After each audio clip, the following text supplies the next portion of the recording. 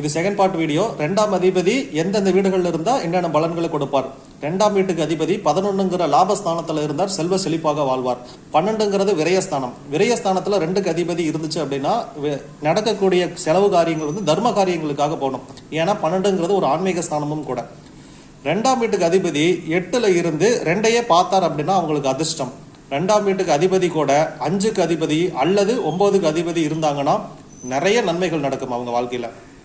2ஆம் வீட்டுக்கு அதிபதி கூட சூரியன் சுக்கிரன் சேர்ந்து இவங்க 3ல் இருந்தாங்க அப்படின்னா இவங்களுக்கு கண் பார்வை வெகுவாக பாதிக்கப்படும். இந்த ஹைப்பர் அதிகப்படியான லென்ஸ் வச்சு போடுவாங்க இல்லையா, அந்த மாதிரி. 2ஆம் அதிபதி பிளஸ் இந்த மறைவு ஸ்தானங்களோட அதிபதிகளோட சம்மந்தப்பட்டு இருந்தால் தீய பலன்கள் கிடைக்கும். 2ஆம் வீட்டு அதிபதி பிளஸ் புதன் இணைஞ்சு 6, 8, 12ங்கிற மறைவு ஸ்தானத்துக்கு போயிட்டாங்கன்னா அவங்களுக்கு ஊமை, பேச்சு திக்குவாய், பேச்சு குறைபாடு இது ஏற்படும். 2ஆம் வீட்டுக்கு அதிபதி உச்சம் அடைந்து குருவின் பார்வையும் சேர்த்து பெற்றுவிட்டார்.